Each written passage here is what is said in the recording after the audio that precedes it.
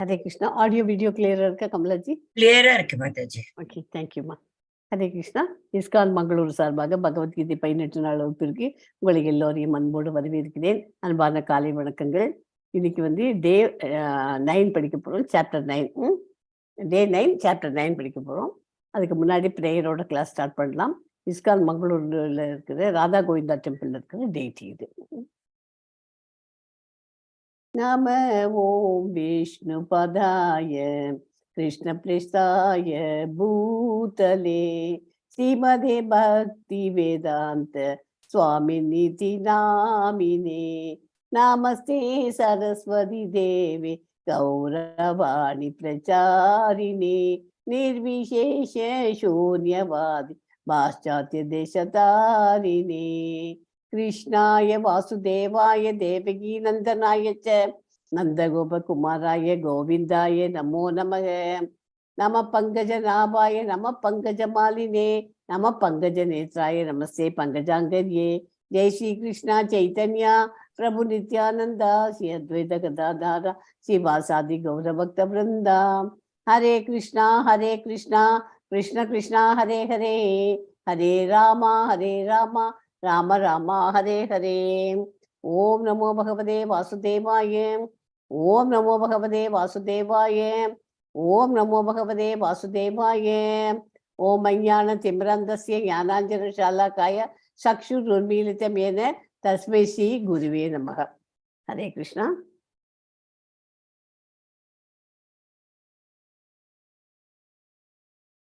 हरे कृष्णा பகவத்கீதை விளக்கப்பட்டுள்ள அறிவின் ரகசியம் அத்தியாயம் 2 2.6 பொருள் மற்றும் ஆத்மா பற்றிய அறிவு பார்த்தோம். அதாவது ரகசியம். ரகசியத்துக்கு சான்ஸ்கிரிட்ல எப்படி சொல்லலாம்? குஹ்யா. ஓகே. அத்தியாயம் 7-8 பக்தி பற்றிய அறிவு. இப்போ முதல்ல ரகசியம்னு படித்தோம். 7-8 மிகவும் ரகசியம்னு படித்தோம். ஓகே. அப்படின்னா குஹ்யதரா 2வது. ஓகே. 3வது அத்தியாயம் 9 இப்ப படிக்க போறது கேவல பக்தி பற்றிய அறிவு. மிகவும் ரகசியமானது. ரகசியம் மிகவும் ரகசியமானது, மிக மிக ரகசியமானது இது. அதாவது குஹ்யத்தமம் கிருஷ்ணரின் ஐஸ்வர்யம் கம்பீரமான அம்சத்தையும் ஒரு தூய பக்தரின் சிறப்பையும் விவரிக்கிறது. ஓகே. இந்த சாப்டர் அதாவது அத்தியாயம் 8 என்ன சொல்றதுக்கு, அனன்ய பக்தி செய்வதில் மட்டுமே உறுதியாக இருக்கும் ஒரு தூய பக்தன் ஒளி மற்றும் இருளின் பாதைகளில் எப்படி மிஞ்சுகிறான் என்பதை விளக்கி கிருஷ்ணர் 8ஆம் அத்தியாயத்தை முடித்தார். ஓகே. 8ஆம் அத்தியாயத்தில் என்ன சொல்லியிருக்காரு? பகவான் கிருஷ்ணரை பக்தியுடன் வாழ்நாள் முழுவதும் எண்ணி, குறிப்பாக மரண நேரத்தில் எண்ணி ஒருவன் பௌதிக உலகிற்கு அப்பால் உள்ள அவரது திவ்யமான இருப்பிடத்தை அடைய முடியும்னு பார்த்தோம். இன்னைக்கு சாப்டர் 9 வந்து அத்தியாயம் 9 கிருஷ்ணர் ஒரு தூய பக்தராக அல்லது அனன்ய பக்தராக ஆவதற்கும் கிருஷ்ணரிடம் திரும்பி செல்வதற்கும் மிகவும் ரகசியமான அறிவை தருகிறார். ரகசியம், மிக ரகசியம். இது மிக மிக ரகசியம். 3வது. Okay. 2nd chapter and 7th chapter, now 9th chapter. 2, 7, 9 ஞாபகம் வச்சுக்கோ. மிக மிக ரகசியமான அறிவு. பகவான் கிருஷ்ணரே முழு முதற் கடவுள், வழிபாட்டிற்கு உகந்த உன்னத பரம்பொருள் ஆவார். ஆத்மாவிற்கும் பகவானுக்கும் இடையில் உள்ள திவ்யமான பக்தி தொண்டு நித்தியமானதாகும். ஆத்மா தனது தூய பக்தியினால் பக்தியை புதுப்பிப்பதன் மூலம் ஆன்மீக உலகில் கிருஷ்ணரை சென்று அடைகிறான். பக்தி தொண்டின் மகிமைகள். பக்தி தொண்டினால் என்ன மகிமை? நமக்கு கிருஷ்ணரை வழிபடுவதில் எளிமை, ஈஸியா வழிபடலாம். துன்பங்களிலிருந்து விடுதலை, நித்திய ஆனந்த வாழ்க்கை, இதெல்லாம் கிடைக்கும் நமக்கு. 2வது 3வது அத்தியாயத்தில் ஆன்மீக ஞானம் ரகசியமானது படித்தோம். 7-8 மிக ரகசியமானது என்று சொல்லப்படுகிறது. 9வது அத்தியாயத்தில் மிக மிக ரகசியமானது என சொல்லப்படுகிறது. ரகசியங்களில் உத்தமம் இது. இந்த சாப்டர் மகாத்மா. உத்தமம்னா என்ன? எல்லாத்தையும் விட டாப்புக்கு தானே உத்தமம் சொல்லுவோம். பெஸ்ட் உத்தமம்னா. மத்தியமம்னா அதுக்கும் உத்தமத்துக்கும் குறைச்சல் தான். ஓகே. 9வது அத்தியாயத்தில் சொல்லப்படி இந்த மகாத்மா என்றால் மகா மந்திரத்தை எப்போதும் ஜபிப்பவருக்கு மகாத்மா என்று சொல்லப்படுகிறது.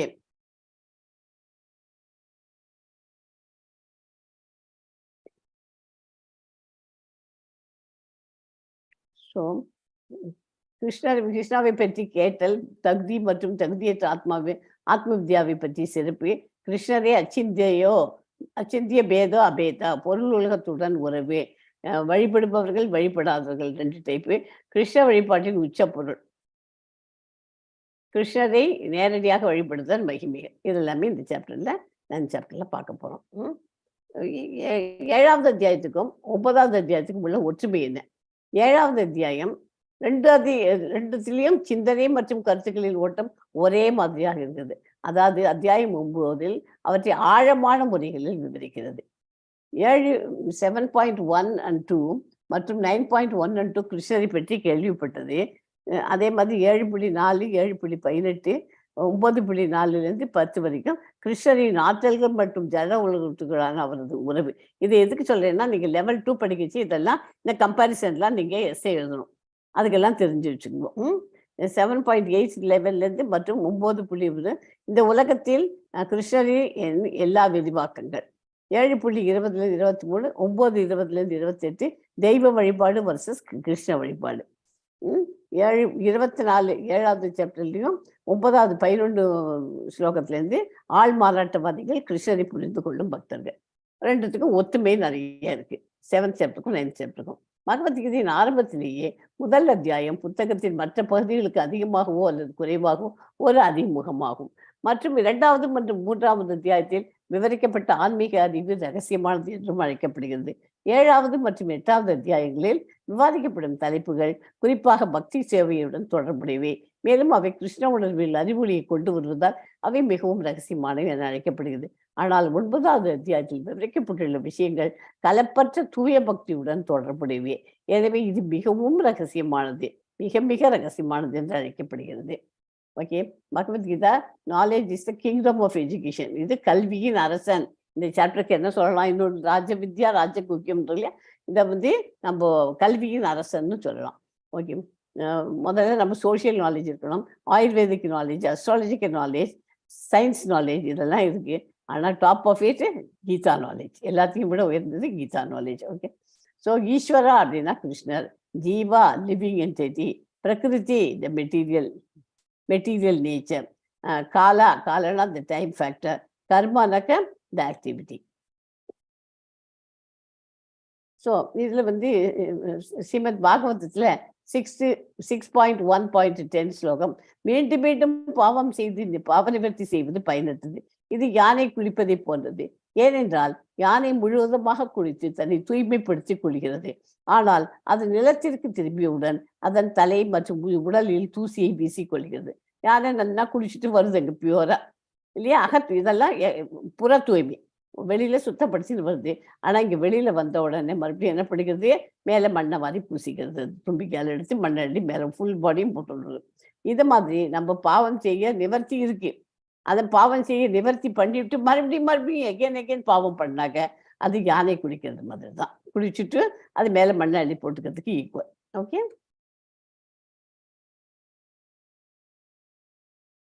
இது 9.1 ஸ்லோகம் படிக்கிறீங்களா கமலாஜி?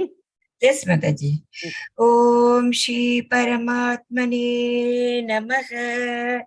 Atha Navamodhyayah Rajavidya Rajaguhya Yogaha. Shri Bhagavanuvāca Itam tu te guhyatamam paravakshamya anasūyave jnanam vijnana sahitam யஜ்ஞாத்வா மோக்ஷயசே Subha. இது 9.1 ஸ்லோகம் ரொம்ப இம்பார்ட்டன்ட். மிகவும் ரகசியமான அறிவு அடைவதற்கான தகுதி வழிமுறைகள், என்னென்ன தகுதி இருக்கணும், அதுக்கு என்னென்ன வழிமுறை, அதை வரிசையா கற்றுட்டு வரணும். இப்போ புருஷோத்தமரான முழுமுதற் கடவுள் கூறினார், எந்த அன்பு அர்ஜுனா, நீ என்றுமே என்னிடம் பொறாமை கொள்ளாதவன் என்பதால் எதனை அறிவதால் ஜட உலகின் துன்பங்களிலிருந்து விடுதலை அடைவாயோ அந்த மிக ரகசியமான ஞானத்தையும் விஞ்ஞானத்தையும் உனக்கு நான் அளிக்கிறேன். அது எதனால நம்ம துன்பங்கள்லாம் வருதோ அது அந்த ஞானத்தை உனக்கு நான் சொல்லிக் கொடுக்குறேன். அது வராமல் இருக்கிறதுக்காக நான் உனக்கு அளிக்கிறேன்.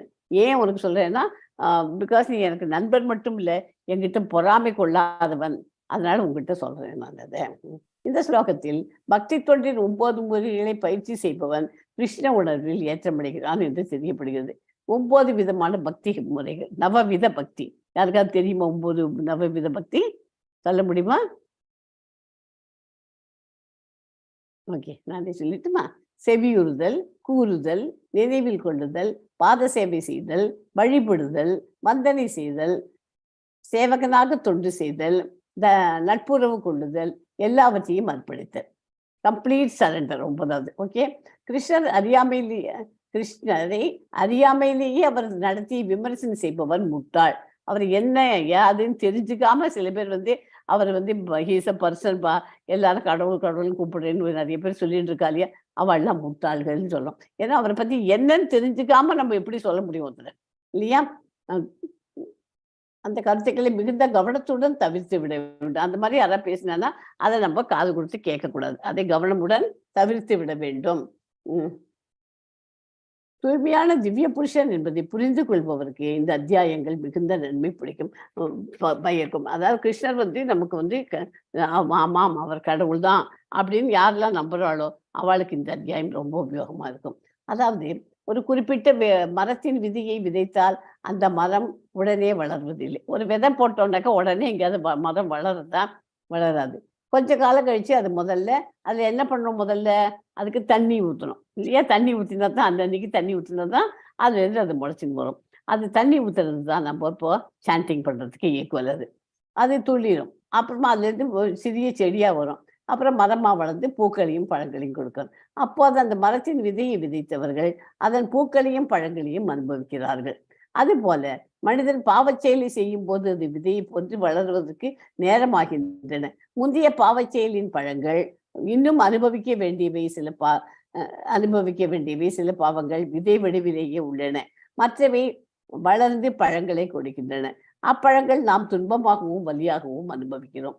7.28 விளக்கப்பட்டுள்ளபடி எல்லா பாவச் செயல்களின் விளைவுகளையும் முழுமையாக ஒழித்து புண்ணிய செயல்களில் முழுமையாக ஈடுபட்டு இந்த ஜட உலகின் இருமையில் இருந்து விடுபட்டவன் புருஷோத்தமரான முழுமுதற் கடவுளின் கிருஷ்ணரிடம் பக்தி தொண்டில் ஈடுபடுகிறான்.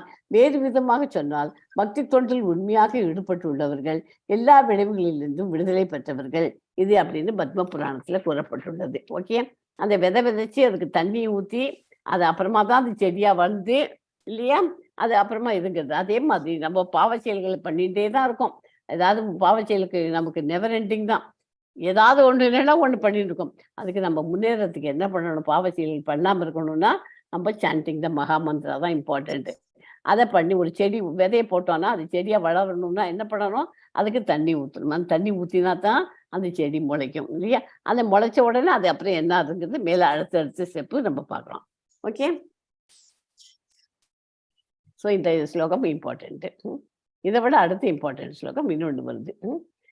ஸோ இதை அடைவதற்கான தகுதி முறைகள் இப்போ நான் சொன்னேன், இந்த நவவித பக்திகள். ஓகே, பிரகல்லாத மகாராஜ் ரிமெம்பரிங், ஞாபகம் வச்சுக்கிறதுக்கு பிரகல்லாத மகாராஜா. அப்புறம் கிங் பிருத்து ஒர்ஷிப்பிங்கு ஒருத்தரையும் ஒன்றுக்கு கொடுத்துருக்கு. பலி மகாராஜ் ஃபார் சரண்டரிங், பலி மகாராஜ். அப்புறம் சுகதேவா கோஸ்வாமி சாண்டிங், மகாமந்திரம் சொல்லிட்டு இருக்கிறது எப்போதுமே சொல்லிட்டு மகாமந்திரம் சொல்லிட்டு. எம்பரர் பரீட்சித் ஹியரிங், ஸ்மரணம், காது கொடுத்து கேட்கறது. அர்ஜுனா மேக்கிங் ஃப்ரெண்ட்ஷிப், சக்கியம். அப்புறம் லார்ட் ஹனுமான் ஒபேயிங்னா தாசியம். ஓகே, இங்கே லக்ஷ்மி சர்விங், பகவானுக்கு எப்போதுமே அவருக்கு காலடியில் உட்காந்துட்டு அவர் சேவை பண்ணிகிட்டே இருப்போம் லக்ஷ்மி. ஸோ இந்த 9 விதமான இந்த ரகசிய அறிவை தெரிஞ்சாச்சுன்னா நம்ம பகவானை அடைகிறதுக்கு ஈஸியான தகுதி. இந்த தகுதிகள்லாம் இருந்தாக்க நம்ம பகவானை ஈஸியாக அடைய முடியும். ஓகே, அதே தான் தமிழில் மறுபடியும் இந்த பிக்சர் கொடுத்துருக்கு. கிருஷ்ணா கிருஷ்ணா சொல்ல ஒருத்தரும் ஒன்று பண்ணுற பிக்சரை நோட் பண்ணி பார்த்தால அதே 9 இங்கே இருக்கும். எஸ்மா 9.2 படிக்கும் கமலாச்சி. ராஜவித்யா ராஜகுஹ்யம் பவித்ரம் இதம் உத்தமம் பிரத்யக்ஷாவகமம் தர்மியம் சுசுகம் கர்த்தும் அவ்யயம். இந்த ஸ்லோகம் ரொம்ப ரொம்ப இம்பார்ட்டன்ட் ஸ்லோகம் இந்த சாப்டர்ல. 9.2 அண்டு 9.27 மோர்னு நினைக்கிறேன். பத்திரம் புஷ்பம் ஃபலம் அந்த 2 ஸ்லோகமும் ரொம்ப இம்பார்ட்டன்ட். ஓகே, இந்த அறிவு கல்வியின் அரசனும் எல்லா ரகசியங்களிலும் மிக ரகசியமானதும் மிக தூய்மையானதுமாகும். தன் உணர்வில் அனுபவத்தை நேரடியாக அளிப்பதால் இதுவே தர்மத்தின் பக்குவ நிலையாகும். இது அழிவற்றதும் பேரின்பத்துடன் செயலாற்றுவதும் ஆகும். பக்தி சேவையில் செயல்முறை கிருஷ்ண உணர்வு அனைத்து கல்விகளுக்கும் உயர்வான மற்றும் அனைத்து ரகசிய அறிவுக்கும் ராஜா. இது மதத்தின் தூய்மையான வடிவம். அதை சிரமமின்றி மகிழ்ச்சியுடன் செயல்படுத்த முடியும். எனவே அதை ஒருவர் ஏற்றுக்கொள்ள வேண்டும். ஓகே, இந்த அத்தியாயம் அறிவின் அரசன் என்று அழைக்கப்படுகிறது. முன்னால் விளக்கப்பட்ட கொள்கைகளுக்கும் தத்துவங்களுக்கும் காரணமாக திகழ்வதால் இதுவரைக்கும் நம்ம சொல்லியிருக்கோம். ஏன் கல்வியின் அரசன் சொல்றோம்? இதுவரைக்கும் சொல்லப்பட்ட கொள்கைகளுக்கு காரணங்களுக்கெல்லாம் சாரமாக திகழ்வதால் இதை கல்வியின் அரசன் என்று சொல்கிறோம். ஓகே,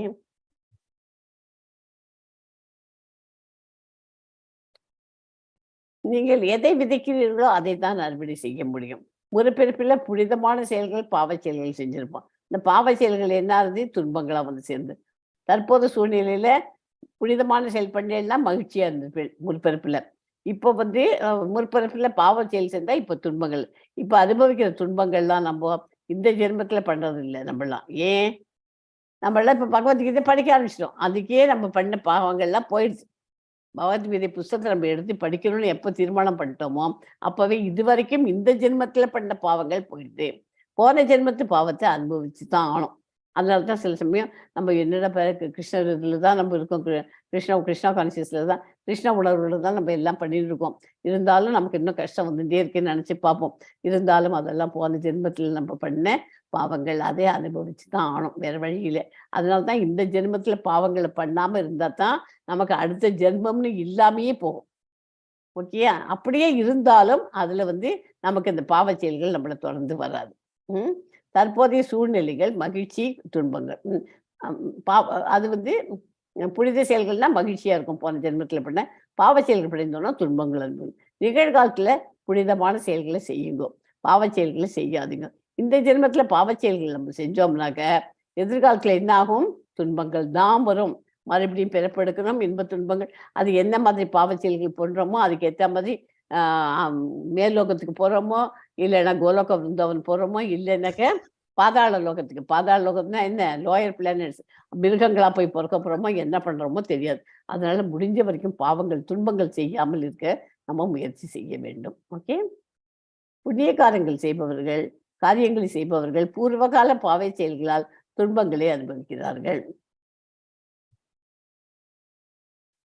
பூர்வகால துன்பங்களை அனுபவிக்கிறேன். புண்ணிய காரியங்கள் இப்போ செஞ்சா கூட எனக்கு வந்து பழசெல்லாம் நான் அனுபவிக்கிறேனே, துன்பங்கள்லாம் அனுபவிக்கிறேன். அது பழைய இதெல்லாம் நம்ம பழைய கடன் எல்லாம் அடைச்சாதான் நமக்கு புது கடன் வராமல் இருக்கும்னு சொல்லுவாங்க இல்லையா? அது மாதிரி பழைய கடனை நம்ம அடைச்சுதான் ஆகணும். அது பக்தி மார்க்கத்தில் விசுவாசமாக இல்லாதவர்கள் எதிரிகளை வென்றவரே என்னை அடைய முடியாது, ஆனால் இந்த ஜட உலகில் பிறப்பு மற்றும் இறப்பிலிருந்து மீள முடியாது. விசுவாசமாக இல்லாதவர்கள் அவர் பகவானை ரீச் பண்ண முடியாது. நம்பிக்கையற்ற இந்த பக்தி சேவையை நிறைவேற்ற முடியாது என்பதுதான் இந்த வசனத்தின் பொருள். நம்பிக்கை என்பது பக்தர்களுடன் தொடர்பு கொள்வதால் உண்டாகிறது. துரதிருஷ்டவசமாக மக்கள் பெரிய ஆளுமைகளிடமிருந்து வேத இலக்கியங்களை அனைத்து ஆதாரங்களையும் கேட்ட பிறகும் இன்னும் கடவுள் நம்பிக்கை இல்லை. அவர்கள் தயங்கி இறைவனின் பக்தி தொண்டில் நிலைத்திருக்க முடியாது. எனவே கிருஷ்ணர் உணர்வில் முன்னேற்றத்திற்காக நம்பிக்கை மிக முக்கியமான காரணமாகும். கிருஷ்ண உணர்வில் இருக்கணும்னா நம்பிக்கை தான் ரொம்ப முக்கியமானது காரணம். பொருள் உலகத்துடன் கிருஷ்ணரின் உறவு. பொருள் உலகம்னா என்ன? Material world. கிருஷ்ணர் தனது பௌதிக சக்தியின் மூலம் முழு பிரபஞ்சத்தையும் ஊடுருவி உருவாக்கி அழிக்கிறார். அவர் ஒரு மிக உயர்ந்த உச்ச கட்டுப்பாட்டாளராக இருந்தாலும் பொருள் உலகம் சுதந்திரமாக நகர்கிறது. கிருஷ்ணர் நடுநிலை மற்றும் தனிமையில் இருக்கிறார். அவர் நடுநிலை தான் வகிக்கிறார் எப்போதுமே.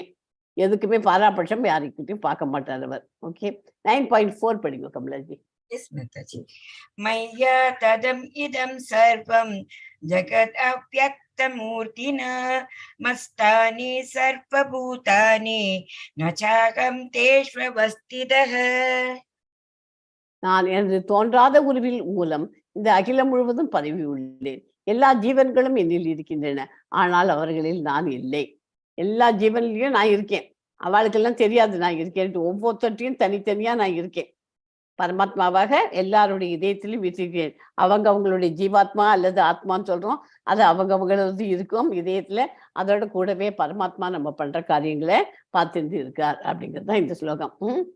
பக்தர்களை சங்கத்தினால் நம்பிக்கை உண்டாகிறது. மரத்தில் வேருக்கு நீர் ஊற்றுவதன் மூலம் அதன் கிளைகளும் இலைகளும் திருப்தி அடைகின்றன. வயிற்றுக்கு உணவு ஊட்டுவதன் மூலம் உடலின் எல்லா புலன்களும் திருப்தி அடைகின்றன. பகவத்கீதை படித்த பின் இதர ஈடுபாடுகள் அனைத்தையும் விட்டுவிட்டு பரம புருஷரும் புருஷோத்தமருமான கிருஷ்ணரின் தொண்டில் ஈடுபட வேண்டும் என்று முடிவிற்கு வர வேண்டும். தத்துவத்தில் முழு திருப்தி இருந்தால் அதுவே நம்பிக்கை எனப்படும். நம்பிக்கை வளர்ப்பதே கிருஷ்ண பக்தி ஆகும். நம்பிக்கையோட வளர்றது தான் கிருஷ்ண பக்தி. ஓகே, அவர் எங்கும் பரவி இருப்பதால் தனது தனித்தன்மை இழந்து விட்டதாக முடிவு செய்யக்கூடாது. அத்தகைய வாதத்தை முறியடிக்கத்தான் எங்கும் உள்ளேன், அனைத்தும் என்னிடம் உள்ளன, ஆனால் நான் விலகி இருக்கிறேன் என்கிறார் பகவான். ஆனா பகவான் எல்லாத்துலயும் 84 லட்சம் உயிர்வாழிகள் இருக்கு, எல்லாத்துலயும் இருக்காருன்னு யாருக்காவது தெரியுமா? தெரியாது. எல்லாம் அதெல்லாம் தெரிஞ்சாச்சுனாக்க நம்ம பக்தியில பகவான் கிட்டக்கு நெருங்கி வரோம், எல்லாத்தையும் புரிஞ்சுக்கிறோம். அதாவது இப்ப Newton observe the apple fall, but who makes the apple fall? அதாவது மேல மரத்துல இருந்து ஆப்பிள் கீழே விழுது. அது கீழே விழுந்ததுனாக்கா அது என்ன? புவியீர்ப்பு விசையால கீழே விழுது. அது அது யாரு பார்த்தா? முதல்ல ஏன் மரத்துல இருந்து கீழே விழுது, அது மரத்துல இருந்து ஏன் மேலே போகக்கூடாது அப்படின்னு உட்காந்து திங்க் பண்ணி நியூட்டன் அதை கண்டுபிடிச்சார் இல்லையா? இப்பெல்லாம் நம்மளாம் இப்படி படிக்கிறோம், சயின்ஸ் புக்ல எடுத்து போய்க்கிச்சு. நியூட்டன் ஆப்பிள் புவியீர்ப்பு விசையை கண்டுபிடித்தவர் யாருன்னா நியூட்டன் ஆப்பிள் கீழே விழுறதை வச்சு கண்டுபிடிச்சாருன்னு எழுதுறோம். ஆனா அதுக்கு காரணம் யாரு அந்த மாதிரி பண்றதுக்கு? It is Krishna. ஆப்பிளை மேலேருந்து கீழே விழ வச்சு இந்த புவியீர்ப்பு விசைங்கிறத கண்டுபிடிக்கணும் அப்படின்னு அந்த அறிவை கொடுத்தது யாரு நியூட்டனுக்கு? கிருஷ்ண பகவான். ஓகே, அதான் நம்ம மறந்து போயிடுறோம். எல்லாம் கிருஷ்ணாவோட வரிசையால் தான் நடக்கிறதுங்கிறத மறந்து போயிடுறோம். எஸ்மா 9.5 படிங்க. எஸ் மாதாஜி. சாரி கிடையாது வேண்டாம். இன்னும் சிருஷ்டிக்கப்பட்ட அனைத்தும் என்னில் தங்குவதில்லை. இதோ என் மாயச் செழுமையை பாருங்கள். எல்லா உயிரினங்களையும் நான் பராமரிப்பவனாக இருந்தாலும், எல்லா இடங்களிலும் நான் இருந்தாலும், இன்னும் என் சுயமே படைப்பின் ஆதாரமாக இருக்கிறது. எங்கும் வீசிக்கொண்டுள்ள பலத்த காற்று எவ்வாறு எப்போதும் ஆகாயத்தினுள் உள்ளதோ அது போலவே படைக்கப்பட்டவை அனைத்தும் என்னில் அமைந்துள்ளதை நீ அறிவாயாக. அதாவது 6வது 9.6 ஸ்லோகத்துல காற்று அது எப்போதுமே ஆகாயத்துல தான் சுத்தி அங்கேயே தான் இருந்துருக்கும் இல்லையா? எத்தனை தான் அந்த காற்றுக்கு நமக்கு இங்கே கீழே போகணும்னு எடுத்தா கூட மறுபடியும் எகெயின் அந்த காற்று அங்கதான் போகும். அது மாதிரி நான் படைக்கப்பட்டது எல்லாம் எங்கிட்ட தான் அமைஞ்சிருக்கு, நான் தான் பண்ணியிருக்கேன், என்னில் அமைந்துள்ளது அப்படிங்கிறார். ஸோ 9.5 and 6 சேர்த்து சொல்லுங்க. அனைத்தும் தன்னில் நிலை பெற்றிருப்பதாக கூறுகிறார். அனைத்தும் எனது அச்சிந்திய சக்தியால் அமைந்திருந்தோம். பரமபுருஷ பகவானான நான் அவற்றிலிருந்து தனித்தே விளங்குகிறேன் என்று பகவான் கூறுகிறார். இதுவே சிந்தனைக்கு அப்பாற்பட்ட இறைவனின் வைபவம் ஆகும். இந்த பிரம்மாண்டமான ஜடப்படைப்பு எவ்வாறு இறைவனில் அமைந்துள்ளது என்பது சாதாரண மனிதனின் சிந்தனைக்கு எட்டாததாகும். நாம் புரிந்து கொள்ள ஒரு உதாரணத்தை கொடுக்கிறார். நாம் காணக்கூடிய தோற்றங்களில் மிகப்பெரியது ஆகாயம். ஆகாயத்தில் உள்ள மிகப்பெரிய பிரபஞ்ச தோற்றம் காற்று. காற்றின் அசைவுகளே அனைத்து அசைவுகளையும் உண்டாக்குகின்றன. காற்று பிரம்மாண்டமாக உள்ள போதிலும் அது ஆகாயத்தினுள் அமைந்துள்ளது. அது போலவே அற்புதமான பிரபஞ்ச தோற்றம் முழுவதும் இறைவனின் பரம இச்சையாலேயே இயங்குகின்றன. பரம புருஷ பகவானின் விருப்பமின்றி ஒரு புல்லும் அசையாது. குந்தியின் மகனே, கல்பத்தின் முடிவில் ஜட தோற்றம் முழுவதும் எனது இயற்கையில் நுழைகின்றன. அடுத்த கல்பத்தின் ஆரம்பத்தில் எனது சக்தியின் மூலம் நானே அவற்றை மீண்டும் படைக்கின்றேன். பிரபஞ்ச தோற்றம் முழுவதும் எனக்கு கீழ்ப்பட்டது. எனது விருப்பப்படி இது மீண்டும் மீண்டும் தானாக படைக்கப்பட்டு இறுதியில் எனது விருப்பப்படி அழிக்கப்படுகிறது. தனஞ்சயனே, இச்செயல்கள் எதுவும் என்னை பந்தப்படுத்த முடியாது. நடுநிலையாக அமைந்துள்ள நான் இந்த பௌதிக செயல்களிலிருந்து எப்போதுமே நான் விலகியுள்ளேன். இது அண்டவியல் விளக்கப்பட்டது. இந்த 3 ஸ்லோகத்திலையும் 7, 8, 9 3 ஸ்லோகமும் அண்டத்தின் இயல்புகளை அண்டவியல் விளக்கப்பட்டிருக்கிறது. பரமபுருஷ பகவானின் தாழ்ந்த சக்தியின் தோற்றமே இந்த ஜட உலகம். படைப்பின் போது ஜட சக்தி மகத்தத்துவமாக விடுவிக்கப்படுகிறது. முதல் புருஷ அவதாரமான மகாவிஷ்ணு அதனுள் நுழைகிறார்.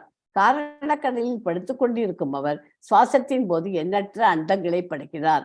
ஒவ்வொன்றிலும் அவர் மீண்டும் கர்ப்போதகசாயி விஷ்ணுவாக நுழைகிறார். அந்த இடத்துல இந்த பக்கத்துல இருக்க பிக்சர்ல பார்த்தீங்கன்னா நிறைய பபுள்ஸ் எல்லாம் இருக்கு இல்லையா? அதெல்லாம் எந்தெந்த பபுள்ஸ் எல்லாம் அவர் நிறைய காரணக்கடலில் படுத்துட்டு அவர் நிறைய சுவாசிக்கிறச்சே நிறைய எண்ணற்ற அண்டங்களை படைக்கிறார். அதெல்லாம் ஒவ்வொன்றும் ஒவ்வொரு அண்டங்கள். ஒவ்வொன்றிலும் அவர் மீண்டும் கர்ப்போதகசாயி விஷ்ணுவாக நுழைகிறார். அது ஒவ்வொன்றிலிருந்தும் கர்ப்போதகசாயி விஷ்ணு அவரார். இப்படித்தான் ஒவ்வொரு பிரபஞ்சமும் இப்படித்தான் படைக்கப்படுகிறது. மீண்டும் ஷிரோதகசாயி விஷ்ணுவாக விரிவடைகிறார் அப்படின்னு தெரிஞ்சுக்கோங்க. அதுல ஒவ்வொரு மிகச்சிறிய விஷயத்தின் மீதும் அவரது கட்டுப்பாடு உள்ளது என்றாலும் நடுநிலை வகிக்கிறார். தனது இருக்கையில் அமர்ந்துள்ள உயர் நீதிமன்ற நீதிபதியை இதற்கு உதாரணமாக சொல்லலாம்.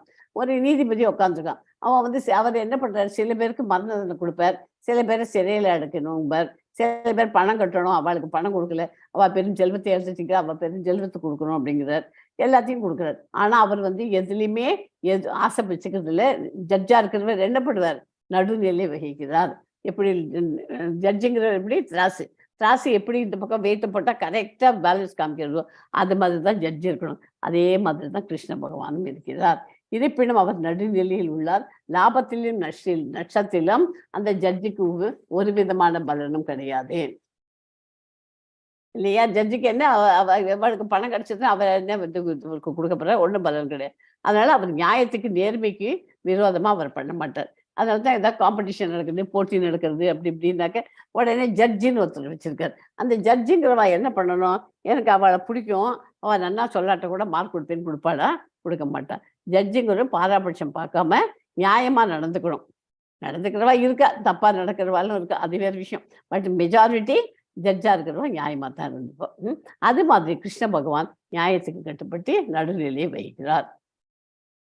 எஸ்மா 9.10 படிங்க. Yes, Mataji. मयाध्यक्षेण प्रकृतिः सूयते सचराचरं हेतुनानेन कौन्तेय जगद्विपरिवर्तते. குந்தியின் மகனே, எனது சக்திகளில் ஒன்றான இந்த ஜடை இருக்கே எனது மேற்பார்வையில் செயல்பட்டு அசைகின்ற மற்றும் அசையாதவற்றை எல்லாம் உண்டாக்குகிறது. அதன் ஆணைப்படி இந்த தோற்றம் மீண்டும் மீண்டும் படைக்கப்பட்டு அழிக்கப்படுகிறது. ஜட உலகின் எல்லா செயல்களிலிருந்தும் விலகியே உள்ள போதிலும் முழுமுதற் கடவுள் உன்னத இயக்குநராக உள்ளார் என்று தெளிவாக கூறப்பட்டது. அவர் எல்லாத்திலிருந்தும் அவர் விலகி இருக்க மாதிரி இருக்க வழியே அவர் ஹீஸ் த டைரக்டர். உட்காந்து எல்லாத்தையும் ஆட்டி வைக்கிறார். எல்லாத்தையும் இதை பண்ணணும் அதை பண்ணணும்னு எல்லாருக்கும் இது பண்றார். இஸ் த டைரக்டர்னு வச்சுக்கோங்களேன். இதற்கு முன்பாக ஒரு நறுமணம் இருக்கும்போது வாசனை சக்தியால் நறுமணம் தொடப்படுகிறது. இன்னும் வாசனையும் பூவும் ஒன்றிலிருந்து மற்றொன்று வேறுபடுகின்றன. உலகிற்கு பரமபுருஷ பகவானுக்கும் இது போன்றே தொடர்பு உள்ளது. உண்மையில் அவருக்கும் இந்த ஜடகுலத்துடன் தொடர்பு இல்லை. ஆனால் அவர் தனது பார்வை மற்றும்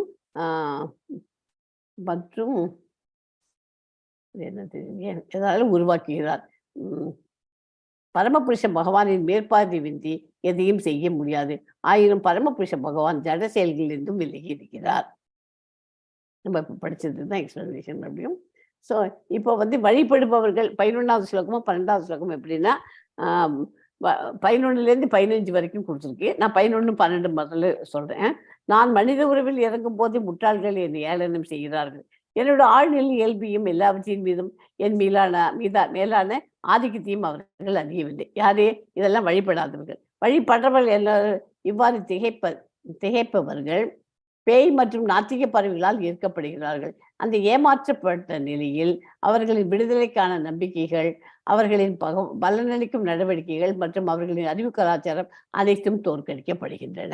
இதெல்லாம் ஆள் மாறாட்டவாதிகள், வழிபடாதவர்களை பத்தி 11, 12 சொல்லியிருக்கு.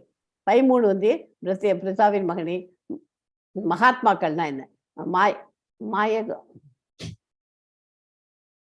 மாயகாதவர்கள் பெரிய ஆத்மாக்கள் தெய்வீக இயற்கையின் பாதுகாப்பில் உள்ளனர். அவர்கள் என்னை முழுவதுமாக பக்தி தொண்டில் ஈடுபட்டுள்ளனர். ஏனென்றால் அவர்கள் என்னை முழுமுதற் கடவுளின் பரமபுருஷனாகவும் அசல் மற்றும் விவரிக்க முடியாதவாகவும் அறிந்திருக்கிறார்கள். எப்பொழுதும் என் மகிமையை உச்சரித்து மிகுந்த உறுதியுடன் முயற்சி செய்து என் முன் பணிந்து இந்த பெரிய ஆத்மாக்கள் என்னை எப்போதும் பக்தியுடன் வணங்குகிறார். ஸோ 11-12 ஆள் மாறுறது வழிபடாதவளை பத்தி, 13-14 வழிபடுறவளை பத்தி, மகாத்மாக்களை பத்தி.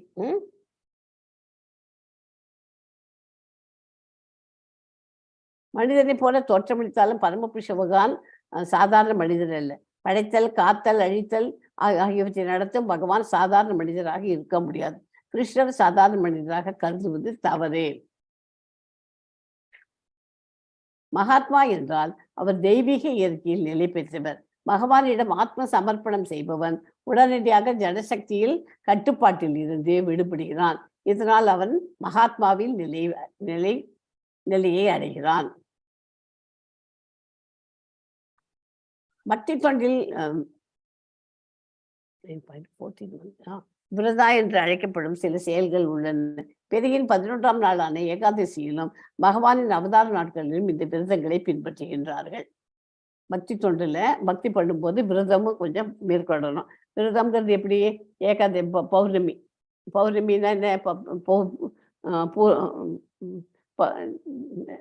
ஏகாதசிங்கிறது என்ன? பௌர்ணமிக்கும் அடுத்த நாள், அதே மாதிரி அமாவாசைக்கும் அடுத்த நாள். இதெல்லாம் ஏகாதசி. மாசத்துல 2 ஏகாதசி வரும். அன்னைக்கெல்லாம் ஃபாஸ்டிங் பண்றது, உபவாசம் இருக்கிறது. அதாவது நம்ம ஊர்ல எல்லாம் விரதம் சொல்லுவோம். விரதம் இருக்கிறது ரொம்ப விசேஷம். ஓகே, அதை எல்லாரும் ஃபாலோ பண்ணுவா. யாரு? பகவான் மேல நம்பிக்கை உள்ளவர்கள். ஞானத்தை வளர்ப்பதன் மூலம் தியாகத்தில் ஈடுபடும் மற்றவர்கள் பரமாத்மாவை ஒரு வினாடி இல்லாதவராகவும் மற்றவற்றில் வேறுபட்டவராகவும் பிரபலஞ்ச வடிவமாகவும் வழங்குகிறார்கள். மகாத்மாவின் நிலையில் சரியாக இல்லாத வேறு நபர்களும் உள்ளனர். ஆனால் கிருஷ்ணரையும் வெவ்வேறு வழிகளில் வழிபடுகிறார்கள். ஏகத்வேனா மோனிஸ்டுகள், மதாத்வேன பகுதா உடன்படிக்கை வடிவங்கள், தெய்வ வழிபாடு, விஸ்வதக முகம் பிரபஞ்ச வடிவத்தை வழங்குதல், கீர்த்தனைகளும் ஹரிநாம ஜபமும் விடுதலைக்கான கருவிகள்.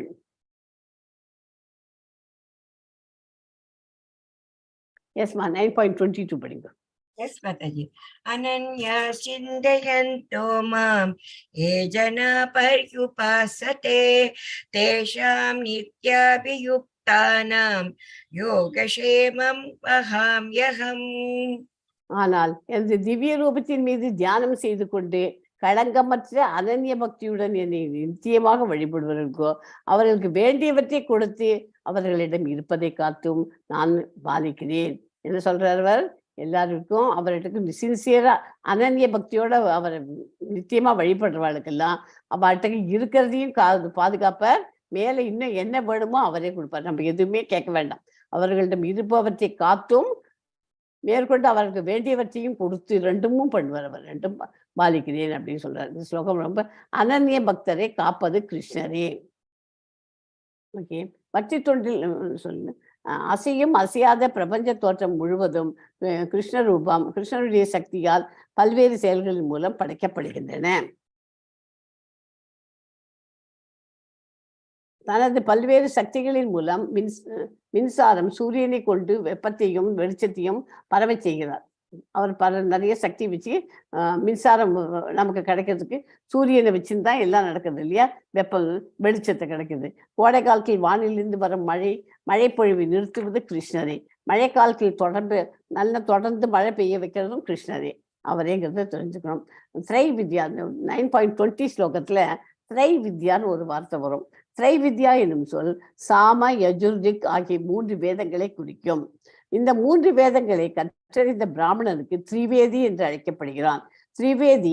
திரிவேதிகளின் இறுதி இலக்கு நானே என்கிறார் பகவான். திரிவேதினா என்ன? சாம யஜுர், மூணாவது என்ன? சாம யஜுர்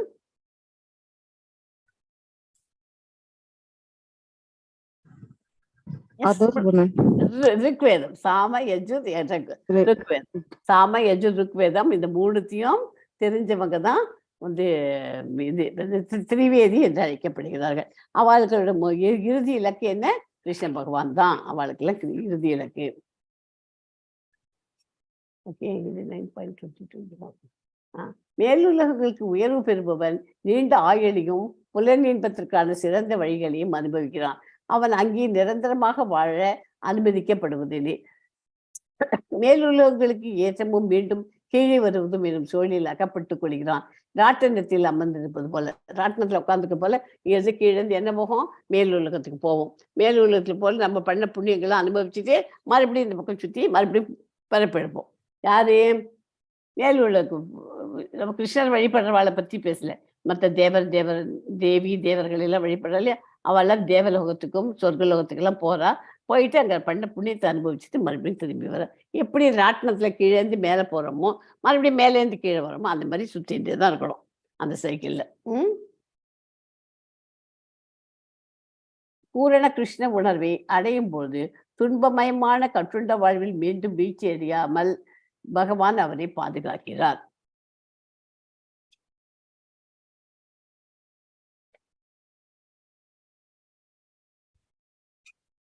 எஸ்மா 23 படிங்க கமலாஜி.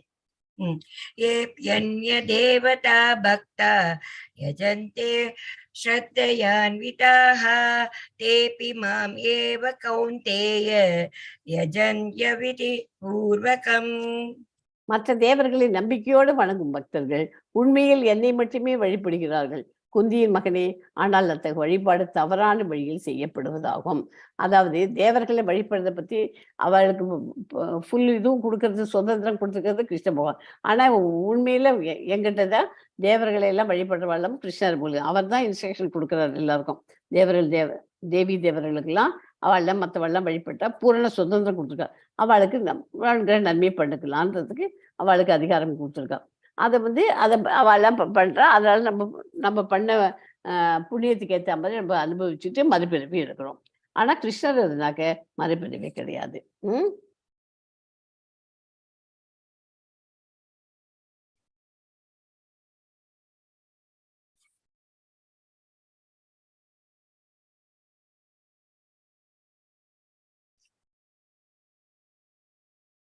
எஸ்மா 26 படிங்க. पत्रं पुष्पं फलं तोयं यो मे भक्त्या प्रयच्छति तत् अहं भक्ति उपहृतम् अश्नामि प्रयतात्मनः. ஹரே கிருஷ்ணா.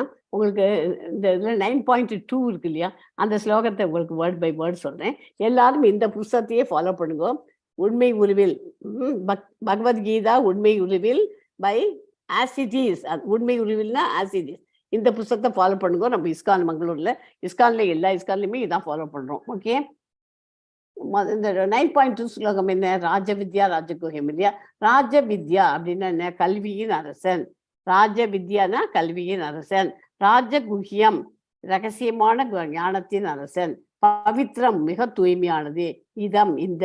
உத்தமம் உத்தமமானது. பிரத்யக்ஷ நேரடி அனுபவித்தால். அவகமம் புரிந்து கொள்ளக்கூடியது. தர்மியம் அது அறக்கொள்கைகள். சுசுகம் மிகுந்த இன்பத்துடன். தர்த்துவம் செயலாற்றுவது. அவ்வியம் என்றும் வழிபெற்றது. ஓகே. அதில் ராஜவித்யானாக்க கல்வியின் அரசங்கிறதுக்காக அதை நான் சொல்லணும்னு நினச்சேன், அங்கே மறந்து போயிட்டேன். இப்போ சொல்கிறேன். இப்போ 9.26க்கு மீனிங் சொல்லிடுறேன் உங்களுக்கு. 9.26 அந்த ஸ்லோகத்தையும் கவனிச்சுக்கோங்க. பத்ரம் புஷ்பம் ஃபலம் தோயம் யோமே பக்தியா பிரயச்சதி. எவன் ஒருவன் பக்தியோட எனக்கு ஒரு பத்திரம், ஒரு புஷ்பம், ஒரு ஃபலம், ஒரு தோயம் இதை கொடுத்தாலும் அதை நான் அவளுக்கு அதை நான் ஏற்றுப்பேன். தத் அகம் பக்திய விபகிருதம் அஷ்னாமி பிரயதாத்மனக. பத்திரம் அப்படின்னா இலை. என்ன இலை? துளசி இலை. புஷ்பம் பூ, அவருக்கு பிடிச்சமான பூக்கள், வாசனை உள்ள பூக்கள் எடுத்துக்கோ. ஃபலம் ஃபலம்னாக்க பழம். பத்திரம் புஷ்பம் ஃபலம். தோயம் தோயம்னா வாட்டர், நீர். தோயம்ங்கிறது சான்ஸ்கிரிட் வார்த்தை. தோயம்ங்கிறது வாட்டர், நீர், இல்லைன்னா தீர்த்தம் சொல்லலாம். யாரேனும் மே எனக்கு பக்தியா பக்தியுடன் பிரயச்சதி படைக்கின்றானோ தத் அதை அகம் நான் பக்தி புகிருதம் பக்தியுடன் படைக்கப்பட்ட அஷ்னாமி ஏற்கிறேன். பிரயத்தாத்மன தூய மனமுடையவன். அன்புடனும் பக்தியுடனும் ஒருவன் எனக்கு இலையோ பூவோ பழமோ நீரோ அளித்தால் அதை நான் ஏற்கிறேன். எப்போ மொத்தம் அன்போட கொடுத்தாலும் நீங்கள் அதுக்காக பெரிய ஃபீஸ்ட் பண்ணி அவருக்கு பிரசாதம் கொடுக்கணும்னு அவசியம் இல்லை. ஒரு கிளாஸ் வாட்டர், தோயம்னா வாட்டர், அதை எதில் கொடுக்கணும்? ஒரு கிளாஸ் ஆஃப் வாட்டர். கிளாஸ்னால் அந்த நம்ம யூஸ் பண்ணாத, எச்ச பண்ணாத நம்ம இஷ்டப்படி தான் குடிப்போம். 90% குடிக்கிறோம் எல்லாரும். அதனால அது மாதிரி இல்லாத அதுக்குன்னு தனியாக ஒரு இதில் ஒரு டம்ளர் வச்சுட்டு அந்த கிளாஸில் வச்சு கொடுப்போம்.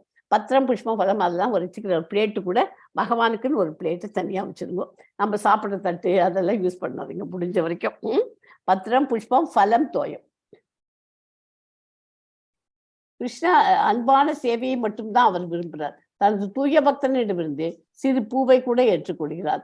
பக்தன் அல்லாதவனிடமிருந்து எந்த படைப்பையும் அவன் நான் ஒருத்தன் பக்தன் இல்லை அப்படின்னு சொல்லிட்டு அவன் பெரிய ஃபீஸ் பண்ணான் அப்படின்னா அதை ஏற்றுப்பாரா? ஏற்றுக்க மாட்டார். 3.13 ஸ்லோகத்தில் படித்தோம். உணவுப் பொருட்களை பகவானுக்கு படைக்காமல் உண்பவர்கள் எதை உண்கிறார்கள் அப்படின்னு படித்தோம். பகவானுக்கு படைக்காம சாப்பிட்றதுக்கு என்னத்தை உண்ணுறாவெல்லாம்?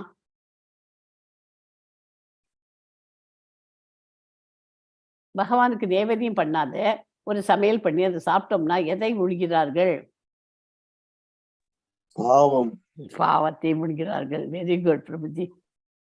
இது நம்ம செகண்ட் சாப்டர் 3rd சாப்டர்ல படித்தோம். பாவத்தை உண்கிறார்கள். அதனால எதை பண்ணாலும் பகவானுக்குன்னு அவருக்கு அர்ப்பணிச்சுட்டு நம்ம சாப்பிடணும். நேவேதியம் பண்ணிட்டு சாப்பிடணும். பத்திரம் புஷ்பம் ஃபலம் தோயம். அது ஞாபகம் வச்சுக்கோ.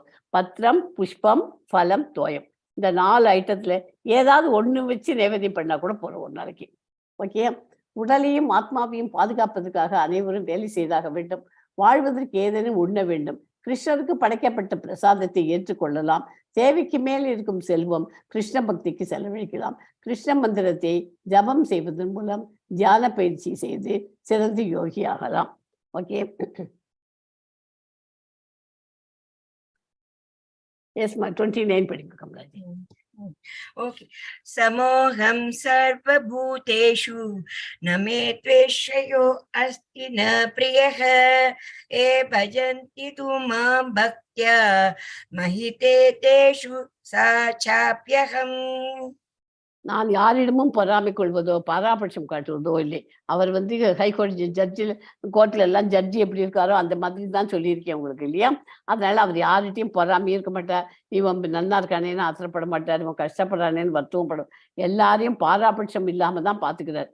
அனைவருக்கும் சமமானவன் ஆயினும் பக்தியுடன் எனக்கு அன்பு தொண்டு புரிபவன் யாராயிருந்தாலும் அவன் எனக்கு நண்பன் ஆயிடுவான். பக்தியோட அவர்கிட்ட இப்போ சாண்டிங் பண்ண சொல்லியிருக்கேன். நீங்கள் 1 ரவுண்டு பண்ணுங்க, 2 ரவுண்டு பண்ணுங்க. பண்ணின பக்தியோட நீங்கள் பண்ணீங்கன்னா நம்ம கிருஷ்ணருக்கு நண்பனாகலாம். நண்பன் ஆச்சுன்னா என்ன ஆகும்? நம்ம 2 ரவுண்டுக்கு 4 ஆகும். 16 ரவுண்டுக்கு வந்துடுவோம் இல்லையா? அந்த 16 ரவுண்டுக்கு வந்த உடனே என்ன ஆகும்? நம்ம பக்தன் ஆயிடுவோம்.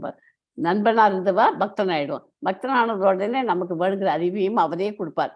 எப்படி நம்ம மேலே முன்னேறதுங்கிறத கிருஷ்ணரே கொடுப்பார். இப்படி பண்ணி அதை பண்ணி இதை பண்ணி நமக்கு எல்லாம் இன்ட்யூஷன் தெரிஞ்சிடும். அதை மாதிரி நம்ம பண்ணிட்டு போனாக்க நம்ம ஒரு பியூர் டிவோட்டி ஆகலாம்.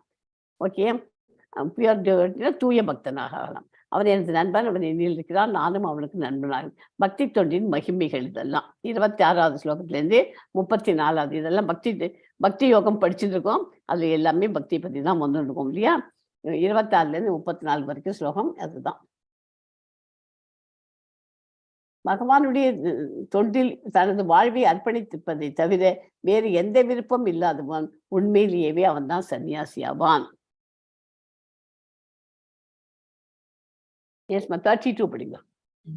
மாம் ஹி பார்த்த வியபாஸ்ரித்ய ஏபி ஸ்யு பாபயோனயஹ ஸ்த்ரியோ வைஷ்ய ததா சூத்ராத் தேபி யாந்தி பராம் கதிம். பிதாவின் மகனே, பெண்கள், வைசியர்கள், சூத்திரர்கள் என கீழ்குலத்தில் யாராக இருந்தாலும் என்னுடன் சரணடைபவர்கள் பரமகதியை அடைய முடியும். யாராக இருக்கட்டும், சூத்திரராக இருக்கட்டும், பிராமணாக இருக்கட்டும், பகவானை நம்பிட்டு அவர்கிட்ட சரண்டர் ஆயிட்டோம்னாக்க அவ பரமகதியை அடைய முடியும். மீண்டும் மறுபிறப்பு எடுக்க முடியாது. எடுக்காம இருக்கு அவர் பார்த்துப்பார்.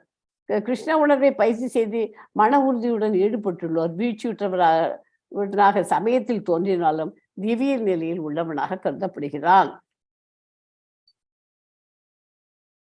ஹரே கிருஷ்ணா ஜபம் நிறுத்தாமல் தொடரப்பட வேண்டும். எதிர்பாராத வீழ்ச்சிகளில் இருந்து இது பக்தனை பாதுகாக்கும். பக்தி தொண்டில் உயர்ந்த தாழ்ந்த வகுப்பை சார்ந்த யாரா இருந்தாலும் சரி, எந்த விதமான வேறுபாடும் இல்லை. எஸ்மா 34 படிங்க. Yes, Mataji. Manmana bhava madbhakto matyaji mam namaskuru mam evaishyasi yutvaivam atmanam matparayanaha. இந்த ஸ்லோகம் ரொம்ப இம்பார்ட்டன்ட். சாப்டர்ல லாஸ்ட் ஸ்லோகம் ரொம்ப இம்பார்ட்டன்ட் ஸ்லோகம்.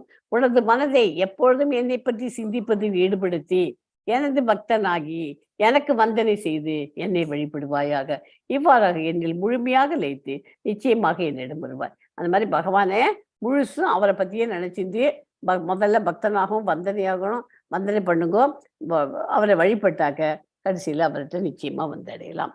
எப்படிப்பட்ட பிக்சர் வச்சுன்னு பண்ணோம், இந்த பக்கத்துல இருக்க மாதிரி கருநீல நீல நிற மேனி அண்டு கையில புல்லாங்குழல் இருக்கணும். அந்த பகவானுக்கு இது அர்ஜுனனுக்கு எப்படி போர்க்களத்துல உட்கார்ந்துன்னு அவர் சொன்னாரோ அதே மாதிரி உருவத்தை வச்சுன்னு நம்ம வழிபடணும். ஓகே. களங்கமான இந்த ஜட உலகின் பந்தத்திலிருந்து விடுபடுவதற்கான ஒரே வழி என்ன? கிருஷ்ண உணர்வில் ஈடுபடுவதாகும்.